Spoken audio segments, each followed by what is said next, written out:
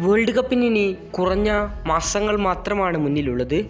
ഓരോ ടീമും വമ്പൻ തയ്യാറെടുപ്പുകളാണ് നിലവിൽ നടത്തിക്കൊണ്ടിരിക്കുന്നത്. ലോക ചാമ്പ്യന്മാരായ അർജന്റീനക്ക് ഇത്തവണ വലിയ പ്രതീക്ഷയോടെ തന്നെയാണ് ഫുട്ബോൾ ലോകം ഉറ്റുനോക്കുന്നത്. ടീമിൻ്റെ സ്ഥിരതയാർന്ന ഫോമും കളിക്കാരുടെ ഫോമുമെല്ലാം ഇതിന് കാരണമാണ്.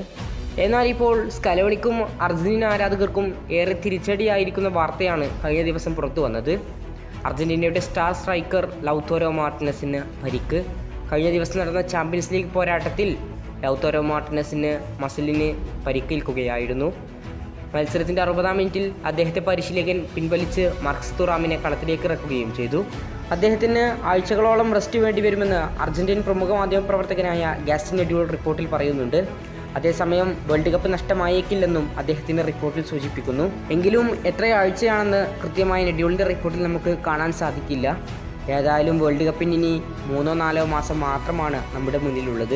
ഇതിനിടെ താരം വീണ്ടും തിരികെ ഫോമിലേക്ക് എത്തിയാൽ മാത്രമേ അർജന്റീനയ്ക്ക് ആശ്വസിക്കാൻ വകയുണ്ടാകൂ. കാരണം അർജന്റീനയുടെ മിന്നും ഫോർവേഡാണ് ലൗതാരോ മാർട്ടിനസ്. കൂടുതൽ ഫുട്ബോൾ വാർത്തകൾക്കും വിശേഷങ്ങൾക്കും വേണ്ടി ചാനൽ സബ്സ്ക്രൈബ് നൗ.